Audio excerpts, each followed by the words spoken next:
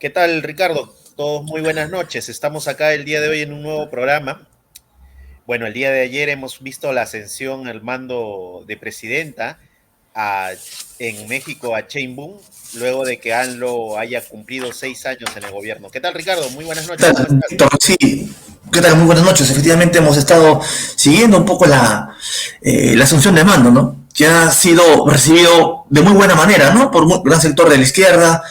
Inclusive se ha visto fotos en las cuales ha estado Petro, Lula, Boric. O sea, creo que despierta gran expectativa, ¿no? Eso es, creo que el sentido común entre todos, ¿no? Sí. Hay la mayoría de personajes del progresismo el día de ayer celebraban con mucha efusividad el hecho de que Sheinbaum haya asumido la presidencia y que evidentemente para ellos se apertura un proceso de cambios que aún es como la trinchera, el espacio de resistencia. Ahora, Pero digamos de que el cambio ya se inició bajo su lógica con AMLO, ¿no? Y que exacto, Chicago exacto. va a profundizar el cambio, ¿no? Algo así. Ese Exacto, es, algo sí, así. sí. No, pero mira, desde ya hay que decir que hay este sector del progresismo que considera que ANLO ha ganado la guerra ideológica y por eso ha podido mantener a Sheinbaum en el espacio, ¿no?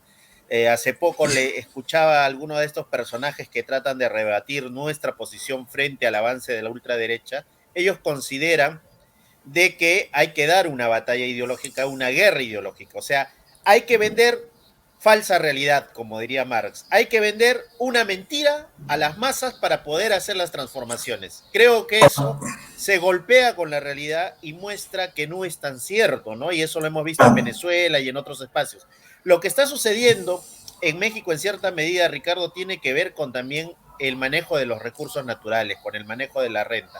Entonces veamos un poco qué fue, ¿te parece ya, estos seis vamos, sí, años de Halo? correcto, correcto. Pero mientras pones la imagen, yo sí considero de que hay que dar una batalla ideológica en ese aspecto, pero no como lo plantean estos sectores, ¿no? Porque para ellos la ideología y el antagonismo es entre dictadura y democracia, entre imperialismo versus pueblo, ¿no? Bajo su óptica, entre grupos económicos versus su pueblo, o entre el capital financiero versus el capital industrial. Y no se habla de que bajo el actual modo de producción hay dos clases sociales, una, como se llama, burgueses y proletarios. Eso no se habla. Eso creo que es la batalla ideológica que hay que dar. No hay otra. En mi Yo opinión. lo colocaría ahí, difiriendo un poco contigo, Ricardo, ¿Mm? en términos marxistas. Y para el marxismo la ideología es una falsa realidad. Y lo que trata Marx es de posicionar una perspectiva filosófica política que trate de comprender la realidad y a partir de esta transformarla, ¿no? No solamente observarla. Entonces, la disputa ideológica que, como tú bien acabas de decir, ellos tratan de imponer, es tratar de sostener el Estado burgués, es No. tratar de sostener el Estado burgués y en estos 6 años hemos visto, creo, con López Obrador eso, ¿no? No. Primero, acá le hemos tratado de resumir en tres cosas, ¿no? ¿En qué se ha basado este gobierno de López Obrador? Que es muy parecido a lo que intenta hacer Maduro en Venezuela, ¿no? Primero, se ha establecido un límite a las reformas sociales, o sea, se hace una serie de reformas sociales, pero limitadas bajo el sistema capitalista y el modelo neoliberal. O sea, no es que hay una revolución, no es que existe un proceso de transformaciones sociales a gran escala, sino a partir de la utilización de la renta de los recursos naturales se pueden hacer algunos tarrajeos al capitalismo para que no se vea tan feo, ¿no? O sea, hay que crear el estado de bienestar y entonces a partir de esta lógica tener más incentivos para que según pueda establecerse un cierto grado de estabilidad, que son los otros dos puntos, ¿no? Sí, Que Víctor, sobre los cuales sostienen. no faltará alguien que diga, oye, pero la situación de un obrero mexicano no es igual a la de un trabajador peruano, ¿no? Ellos tienen probablemente una mejor educación, tal vez ciertos beneficios sociales que acá en Perú no hay. O sea, no va a faltar alguien. Pero creo que eso se explica porque, a ver, hay países que han llegado, como decía algún teórico, más temprano al capitalismo y han desarrollado ciertas fuerzas productivas. ¿Ya? Eso es un hecho. O sea, las fuerzas productivas en Estados Unidos, por ejemplo, no es igual a la de Bolivia, a la de Ecuador. Entonces, pero eso no implica de que la clase trabajadora de ese país no sea explotada. Lo mismo sucede acá. ¿De dónde extrae la clase, la burguesía mexicana, la pluralidad, ¿de dónde se extrae? De los obreros mexicanos. Desde ahí lo extrae. O sea, y esto ha venido reproduciéndose periodo tras periodo, esté un presidente de la derecha o un presidente de la izquierda. Las relaciones de producción en México han continuado bajo esta lógica. Y obviamente, porque tiene un mayor grado de desarrollo de fuerzas productivas, aparentemente no se percibe el grado de explotación.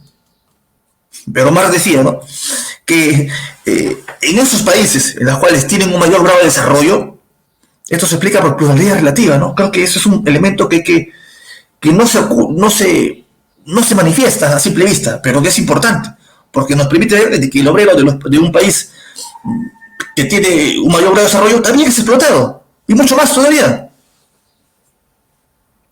O sea, acá, Ricardo, yo creo que hay que ver lo que tú acabas de decir, que evidencia el gobierno de López Obrador, y por lo tanto no estamos hablando de una revolución, ni mucho menos un gobierno que intente marcar una consigna socialista, ni de transformación social. O sea, no se quiere transformar las relaciones sociales de producción. Y para esto tiene dos elementos más en estos 6 años que se han evidenciado. La militarización, o sea, el fortalecimiento de las Fuerzas Armadas durante este periodo. O sea, la cuarta transformación le entregó espacios y roles en infraestructura y seguridad a las Fuerzas Armadas. O sea, el actor represivo, que como por ejemplo acá en Perú lo pudimos observar el año pasado con la gran cantidad de muertos, tiene un proceso de ideologización. De la misma forma como hasta ahora vemos a 10 años lo que sucedió en el propio México con Ayotzinapa.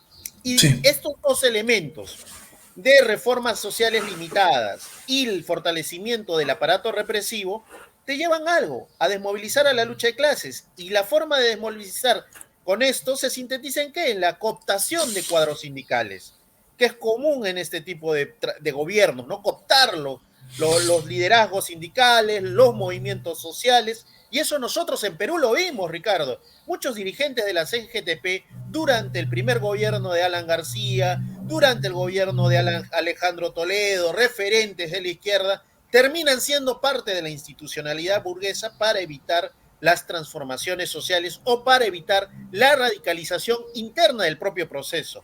Ya Lula lo aprendió en la época, en la primera década de este siglo, donde evidentemente hay una radicalización en estos procesos que tienen que meterle un cierto grado de tapón para que no se les vaya de la mano, ¿no? Y un poco para ir avanzando lo que tú decías, el tema de la explotación. ¿Es este gobierno de ANLO, es este gobierno chimbón, en verdad lo que nosotros proponemos como izquierda? ¿Es esto lo que nos apertura la posibilidad de las grandes transformaciones, de la confrontación contra el capitalismo? ¿O será simplemente remedar experiencias como el primer gobierno de García o como lo que está sucediendo en algunas otras partes del continente con estos sectores del progresismo? Y para esto, Ricardo, creo que hay que ver un poco quiénes estuvieron el día de ayer, ¿eh? Claro que sí. O sea, ¿quiénes están saludando la asunción de Sheinbaum? ¿Quiénes la saludan, no? O sea, creo que eso nos permite ver hacia dónde va, ¿no? O sea, te lo pongo. Correcto, vamos. Uy, ahí está. Claro. Yo leía, no sé, creo que por ahí hemos visto los tweets de alegría, de euforia, de emoción que palpita en algunas organizaciones como Nuevo Perú, Perú Libre y otras, que se rompen el corazón y dicen que Chimbún ya es la revolución y pucha que ya... Claro, que está bien que una mujer haya asumido la presidencia, se revela puesto, pero o sea, para estas organizaciones políticas, y como muchas las que existen, ellos consideran de que los males de la sociedad se resuelven dentro del sistema capitalista.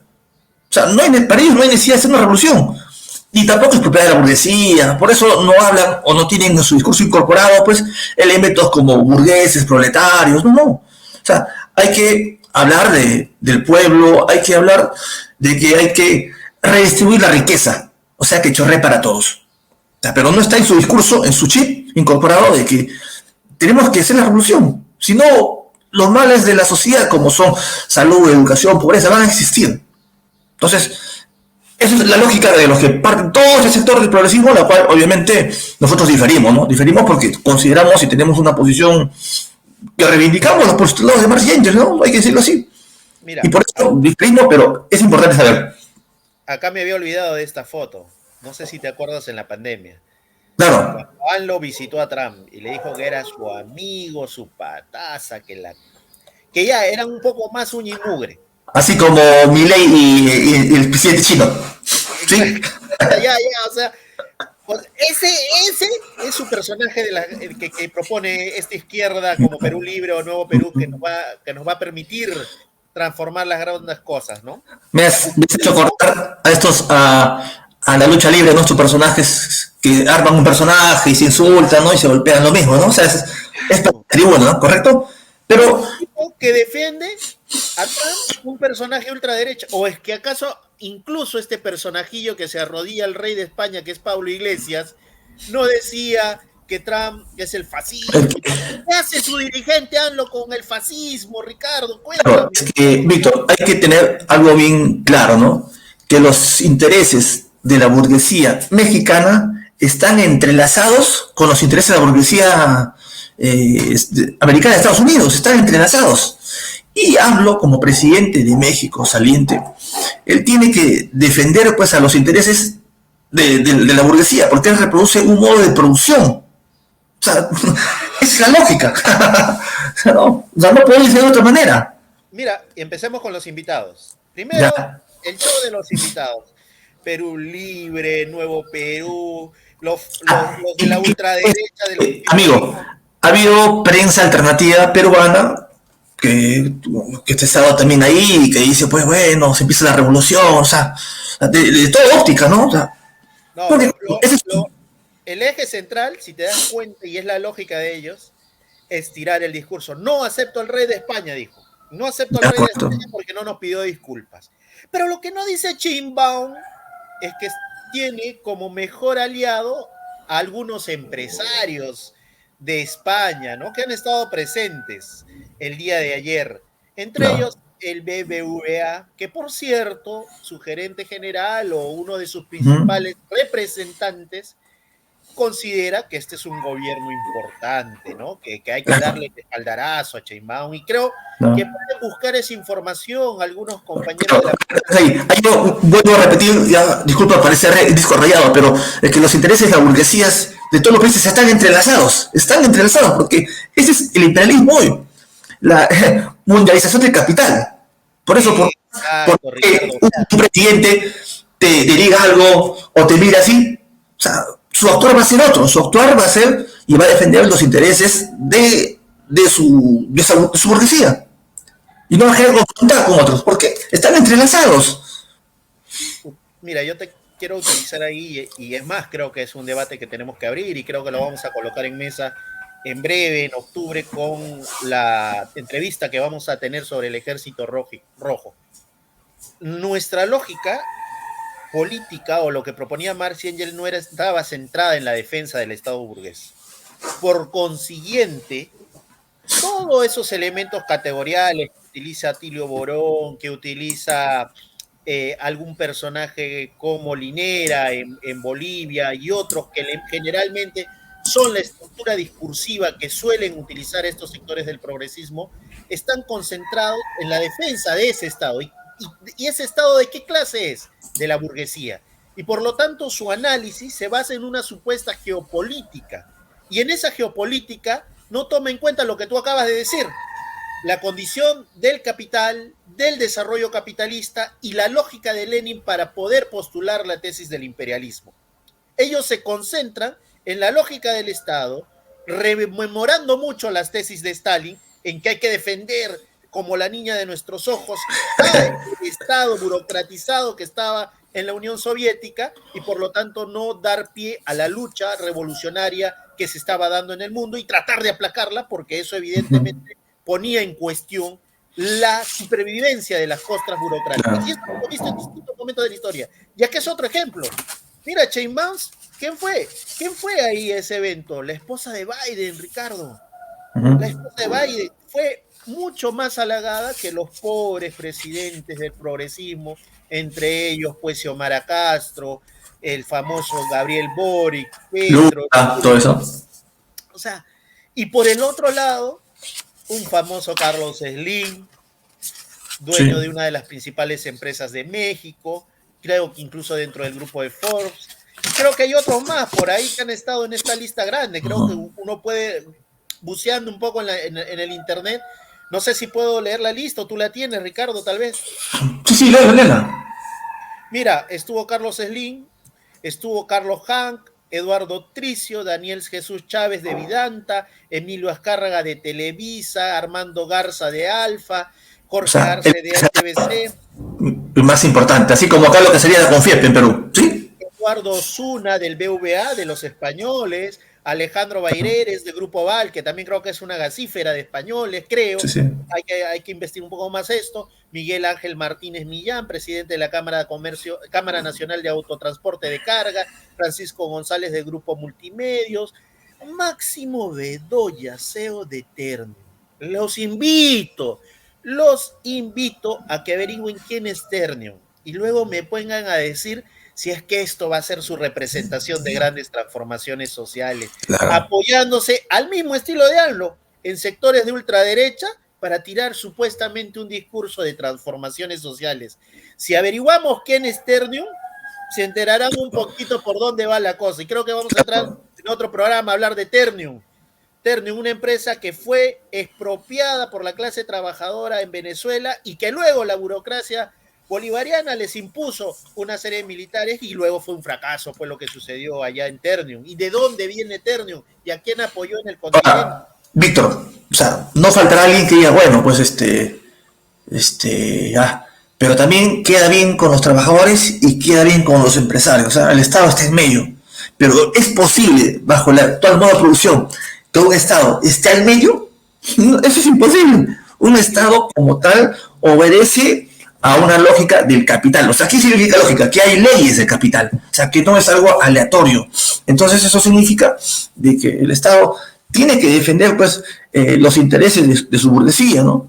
Ahora, un elemento para tener en cuenta, que lo decía Marx ya hace mucho tiempo, uno de sus textos y algunos también clásicos como Lenin, es de que cuanto más tranquilamente soporten los trabajadores la explotación, mejores condiciones tendrá el capital para la explotación y la extracción de plusvalía. Eso es un elemento importante. O sea, mientras los trabajadores estén más calmados, más aguanten de forma más tranquila, el capitalismo y el capital va a tener la mejor forma de explotar. Entonces, ¿por qué hay esa intención desde todos los sectores? ¿Eh? Si uno prende la televisión, que es un canal, va a mirar con buenos ojos a Zimbabue. Claro, porque lo que quiere es transmitir de que ella representa los intereses de la clase trabajadora del pueblo. De igual manera, pero lo lamentable, bueno, no tan lamentable, ¿no? Yo ya sabíamos de que desde la izquierda están justificando la colaboración con gobierno burgués. O sea, porque está bien, o sea, que sectores burgueses defiendan a un gobierno burgués es lo más lógico, pero sectores que se consideran desde la izquierda y que se consideran, bueno, los marxistas no pueden defender a un Estado burgués. Y eso, en mi opinión, marca una línea divisoria entre la izquierda que queremos construir y la izquierda, pues, acostumbrada a vivir del Estado, ¿no? O sea, esto es terrible y, en mi opinión, esto tira por los suelos cualquier esperanza de construir una salida estratégica como tal. Podemos ser flexibles en la táctica, sí, pero en la estrategia tenemos que ser inflexibles, ¿no? Que es que no va a haber ningún cambio posible bajo el actual modo de producción. Y eso impide dar una pelea. Y en cuanto cualquier momento sea, tenemos que decir, ¿no?, que este es un Estado basado, esto es una sociedad basada en la explotación de una clase por otra, pero no se habla de eso. Creo que eso, te interrumpí, Víctor, pero creo que es importante manifestar. Vamos entonces, Ricardo, yo creo que este es muy claro. Uh -huh. Yo creo que investiguen, veamos quién es Ternium, qué papel cumplió el BVA en la campaña. Sí, sí. Abramos el debate, Sí, señores. O sí. sea, su posición de pseudo izquierda es simplemente un remedio de lo que fue las propuestas keynesianas o de John Maynard Keynes en un determinado momento. Ustedes lo que están buscando es un estado de bienestar y sean sinceros, que de revolucionarios y socialistas no tienen nada, salvo tal vez la emoción de buscar un pasaje para poder ir a ver este tipo de eventos. Y a Claro. continuación te voy a colocar el discurso, ¿no? Un poco el discurso Sí, del sí. día de ayer, ¿no? Los ejes centrales, para más o menos decir, ¿no? El primer mensaje. Primero dijo lo que dijo lo siempre, la cuarta transformación. Es por Claro. cierto, hay algunos libros interesantes de este entorno que ha escrito de la cuarta transformación que tratan de sustentar su política en este instante. Ujú. Los invito a revisar, hay uno que habla acerca de las ondas de Kontratiev, no tengo ahora el nombre, pero lo acaba de editar el Fondo de Cultura Económica de México, evidentemente, donde tratan de sustentar su política que llevan adelante a partir de esto, ¿no? O sea, la lógica, se podría decir, ajustada a los momentos del desarrollismo, de tratar de buscar esa Ujú. burguesía nacional, ese gobierno nacional y popular en la cual participen pues los burgueses, los proletarios, los campesinos y todos de la mano puedan llevar adelante las transformaciones sociales. ¿Y por qué? Porque para ellos no es posible las transformaciones socialistas. O sea, Sí. para esta gente, Mella, Pero, lo que ha escrito Mariátegui, ujú. eso pasa a un segundo Ahora, plano pero, y pero solamente hay que no repetir deja de como, ser un discurso emotivo, ¿no? Que dice, por ejemplo, vamos a cuidar el medio ambiente, ¿no? Claro, ¿quién se opone a eso? ¿Quién estaría en contra de no cuidar el medio ambiente, ¿no? Que no va a permitir maíz transgénico, ¿no? Bueno, ¿quién se va a oponer a eso, ¿no? Que limpiar los ríos contaminados, eso también ha sido una propuesta, magnífico, ¿no? Y manifiesta de que no usará la policía para reprimir al pueblo. Sin embargo, Shimbao, recordemos de que antes de ser candidata a la presidencia fue alcaldesa de la Ciudad de México y su política ha sido represora, ¿no? Con las huelgas, manifestaciones, ¿ah? Porque evidentemente que, o sea, ella obedece a una estructura mayor. Entonces, ese ha sido su discurso. Ahora, que no subirá el precio de la gasolina, que va a hacer de México una potencia científica y de investigación en el servicio pues del pueblo. sea, Y otro para esta gente no hay clases sociales, pero Ricardo. claro, o El sea, Estado, el Estado es el gran leviatán que puede transformar las cosas desde arriba. Y por lo tanto, sí, rememoran un poco lo que ella dijo en su discurso, porque ella lo comparó a AMLO con Lázaro Cárdenas, ¿no? Y dijo, sí, sí. Después de las Cárdenas está AMLO, ¿no? Sí, sí, no, eso es lo que dijo. AMLO. Y hay un tema acá, ¿no? O sea, eh, y creo que un poco tratamos de resumir en estas cinco frases, cinco títulos de lo que colocamos acá. Primero, ella postula que es necesario ver una complementariedad con la lógica imperialista, con la lógica de Estados Unidos y Canadá, y por lo tanto ha habido mucha participación diplomática de Canadá y Estados Unidos. La propia esposa de Biden se ha acercado el día de ayer y ha sido una de las invitadas principales.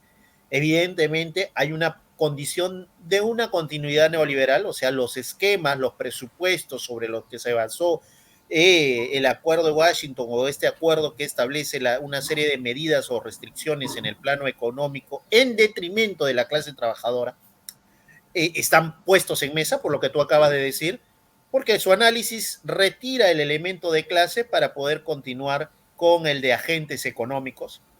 La dependencia estructural de México con el mundo. Hoy en día México es, pues, en cierta medida la maquila de muchos sectores, de muchos países, ¿no? Y eso continuar. Y hay una propuesta que ella intenta fortalecer y darla como si fuera su batallito de batalla, su caballito de batalla, que es el tema de la autonomía judicial y la posibilidad de desarrollar derecho indígena, ¿no? Que eso es lo que en cierta medida ella intenta hacer ver como fuera la bandera sobre la cual va a girar sus grandes transformaciones. Es de recordar que Chimbaón tiene una universidad donde ha venido desarrollando este eje de derecho indígena. Pero en fin, Ricardo, por fuera de todo esto, de la autonomía judicial que también se aplicó con la constituyente de Correa en Ecuador, evidencia que se sostiene la lógica de explotación capitalista, que es lo que tú has venido diciendo desde el inicio, que has venido sustentando desde el inicio. O sea, si es que no tenemos la capacidad para desenmascarar la explotación capitalista y asumimos los presupuestos, no solo filosóficos, sino los presupuestos de análisis de los neoclásicos o de las corrientes keynesianas, evidentemente vamos a enmascarar y vamos a creer que el gran leviatán, que es el Estado, puede conducir porque si no, bajo esta lógica del progresismo de la izquierda actual, o sea, Marx era un cojudo, porque ¿para qué hay que expropiar a la burguesía? ¿Para qué hay que tener poder? ¿Para qué? Simplemente basta con que llegara al gobierno y decir, o sea, ¿para qué? O sea, no hay que explotar a la burguesía. Ahora, claro, ¿para qué? No, simplemente apoyemos al empresariado bueno. Ahora, otro elemento importante es que algo que se ha perdido, creo que es la conciencia de clase. ¿Qué significa conciencia de clase? No significa, pues, cantar la Internacional Social Comunista cada 1 de mayo, o de solidarizarme con una movilización, que todos lo hacen, sino entender que bajo el actual modo de producción, los trabajadores, aquellos que no tenemos un medio de producción, vendemos nuestra fuerza de trabajo. Por lo tanto, somos explotados por una clase social que es la clase burguesa, la burguesía. Somos una clase explotada. O sea, y eso no se cambia con un presidente, entre comillas, de izquierda, con un presidente moreno, con Cobrizo. Eso no se cambia. Mientras no se cambien las relaciones de producción, vamos a seguir siendo una clase explotada. Eso es una conciencia de clase, entender que somos una clase explotada. Creo que ese es un elemento fundamental en la discusión política. Y yo considero, me reafirmo, creo que estamos ahí, de que no va a haber ningún cambio posible en favor de la humanidad bajo el actual modo de producción. Ya, en diferencia de lo que sí plantea el progresismo de la izquierda, ¿no? De que es posible humanizar el capitalismo. Y por lo tanto no hay necesidad de explotar, de expropiar a la burguesía, no hay necesidad de pelearnos, porque todos somos somos hermanos, todos somos peruanos, todos somos mexicanos, ¿para qué vamos a pelearnos? Entonces, por eso basta con hacer cambios progresivos, ¿no? De redistribuir la riqueza. Y con eso ocultan y barren debajo de la alfombra que existe la explotación en el sistema capitalista. Ojo, Ricardo. Es un elemento importante, Víctor. No sé, vamos a ver alguna idea para ir cerrando, ¿no? Porque siempre habla más, pero no sé, alguna palabra, ¿sí? O sea, ¿qué me dice, Víctor? Yo creo que hay que colocar en mesa esto, ¿no? Una de las cosas que lo acabas de decir. Ellos, y evidentemente va a empezar acá una discusión, porque van a decir que somos radicales. Ya lo que han dicho, somos... Sí.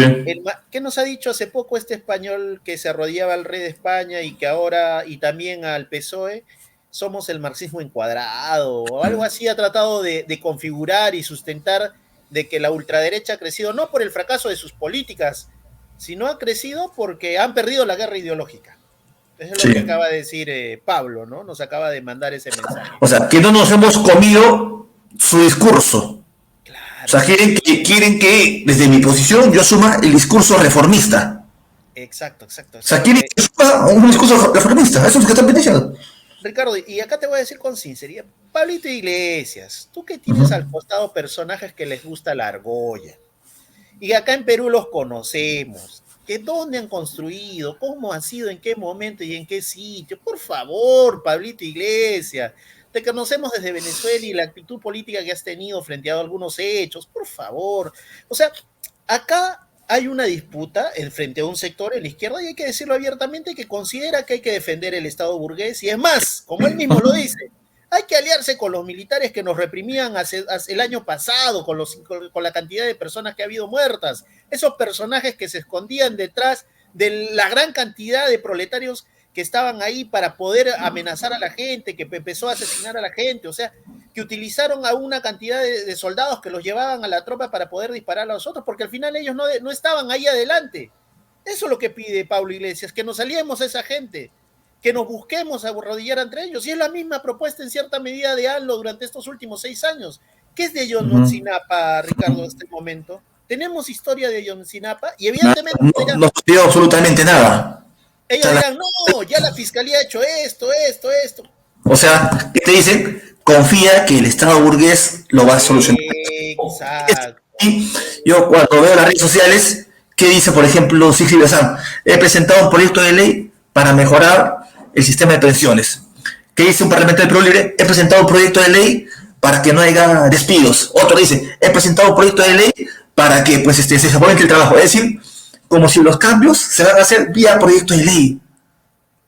O sea, esa es la mentalidad de este progresismo, de creer que los cambios se desarrollan y se resuelven dentro de la institucionalidad burguesa. Eso es lo que Marx y Engels criticaban y combatían.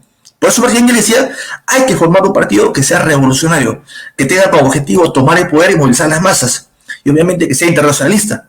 Y que no es posible eso si no se expropia la burguesía y se hace un gobierno obrero. Eso. Al final, Ricardo, y acá, sean sinceros. Y es por eso que nos diferenciamos de ese sector, nos diferenciamos claramente. Nuestro discurso es distinto. No creemos que vía las elecciones. Pues sí. Ese camino lleva al fracaso, porque su AMLO se sentaba con Trump, con la ultraderecha, y su Sheinbaum, mañana más tarde, si ganara Trump, igual se va a sentar, al igual como se está sentando con el dueño de Termium. Lo invita al dueño de Termium, averigüen quién es Termium. Ese es su camino, esa es su propuesta, que ese maquillaje al capitalismo no termina siendo más que lógicas para poder crear un supuesto gobierno nacional y popular, que como nosotros en Perú y Venezuela también lo ha habido y diferentes partes del continente, es un fracaso. Eso fue un fracaso y será un fracaso. ¿Por qué? Porque esas supuestas mesas no representan la producción, no representan las fuerzas productivas, no representan al conjunto de que crea y que produce, que es el conjunto de la clase trabajadora. Señores, entonces bajen a tierra. Este tipo de concepciones no pueden llamarle, puede vistas un Ricardo, creo, claro que sí. Los revolucionarios. Pregúntale a los chilenos lo que están viviendo con la pérdida de capacidad adquisitiva actualmente. Tú que estás en la frontera, Ricardo, lo debe ver, el retroceso de la cantidad de chilenos que han venido. O sea, que vienen a Tacna, o sea, esas tesis no son las tesis marxistas. Nosotros partimos de que la clase trabajadora tiene que tomar en sus manos su destino, que tiene que tomar la producción para poder llevar adelante. Eso significa una revolución y una transformación de las relaciones sociales de producción. Nosotros no hablamos de agentes económicos, no hablamos de que el Estado, hay que fortalecer el Estado burgués, nosotros hablamos de quien tiene que tomar la batuta, quien tiene que tomar en sus manos su destino son los que producen. No los que están ahí mendigando por un puesto de trabajo cada 5 años y metiéndose a X o Y partido, no. Buscamos que el conjunto de los que producen puedan tomar en su mano sus destinos. Yo creo que, Ricardo, eso rompe con lo que está sucediendo en México, eso rompe con esta lógica zigzagueante que ha tenido AMLO y que tiene esta llamada cuarta transformación, por un momento con Trump, por otro momento con Biden y por otro momento ya los estamos viendo cerca a Milei, ¿no? Por más que los llamen ignorantes. Nada más, Ricardo, creo, ¿no? ¿Alguna palabra finales para cerrar? Sí, definitivamente esto no da para más, pero desde ya hay que decir que nuestra posición es de que hay una línea divisoria, ¿no? Nosotros consideramos de que bajo el actual modo de producción no se van a resolver los problemas de la sociedad.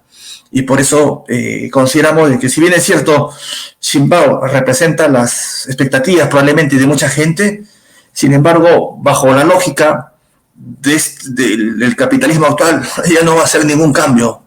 No va a hacer ningún cambio. Porque ella tiene que reproducir el actual modo de producción y tiene que defender el Estado burgués. No tiene por qué no defenderlo. Si ella está en el Estado burgués, lo tiene que defender. Esa es la lógica. Entonces, yo considero de que hay que seguir investigando, hay que seguir profundizando en que qué nos diferencia y qué cosa queremos construir. Y si es posible construir esa sociedad anhelada dentro de los marcos del capitalismo. Nosotros consideramos de que eso es imposible.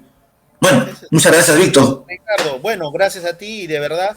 Seguimos en el próximo programa, esperamos retomar esta mayor cantidad. Tenemos próximamente, de acá a 2 semanas, los invitamos a vernos con el tema de cómo se construyó el Ejército Rojo en este mes de octubre, que representó uno de los hechos más históricos en 1917, que fue la Revolución Rusa, y cómo se fue construyendo un proceso, una experiencia a más larga data luego de lo que fue la Comuna de París. Bueno, Ricardo, ha sido todo un gusto y ha sido un gusto hablar el día de hoy por el tema de México, que a muchos sectores de la supuesta izquierda y lo que es el progresismo les tiembla el corazón, ¿no? Para poder estar al lado de AMLO y AMLO al lado de Trump. Nada más, Ricardo. Saludos, cuídate. Saludos, cuate, nos vemos.